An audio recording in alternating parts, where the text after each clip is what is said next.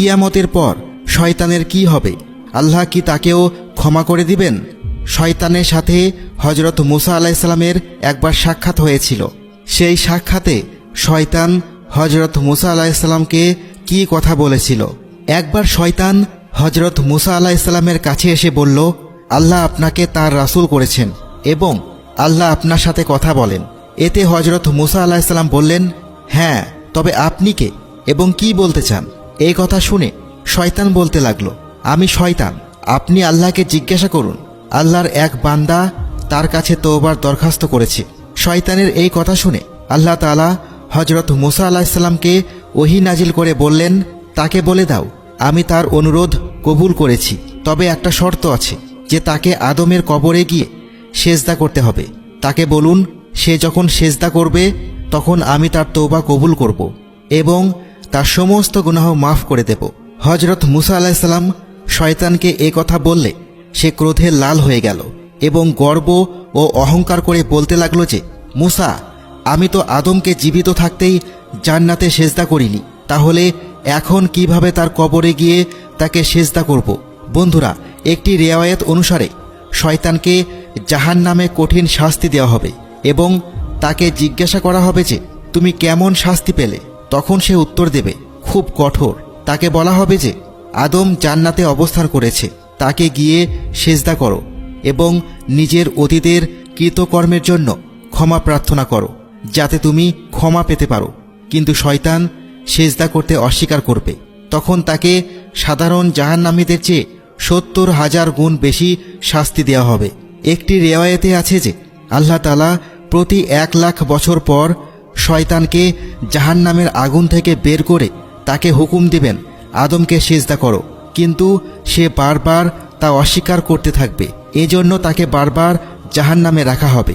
বন্ধুরা, আর একটা রিওয়ায়াতে আছে যে কিয়ামতের দিন শয়তানকে নিয়ে এসে তার গলায় অভিশাপের শিকল দিয়ে আগুনের চেয়ারে বসানো হবে। অতঃপর আল্লাহ ফেরেশতাদেরকে এই নির্দেশ দিবেন যে তার চেয়ারকে জাহান্নামে ফেলে দিতে, কিন্তু ফেরেশতারা লাখো চেষ্টা করেও তা পারবে না। অতঃপর হযরত জিবরাইল আলাইহিস সালামকে ৮০,০০০ ফেরেশতাকে সাথে নিয়ে শয়তানকে জাহান্নামে ফেলে দিতে আদেশ করা হবে, কিন্তু তিনিও অসহায় হয়ে পড়বেন।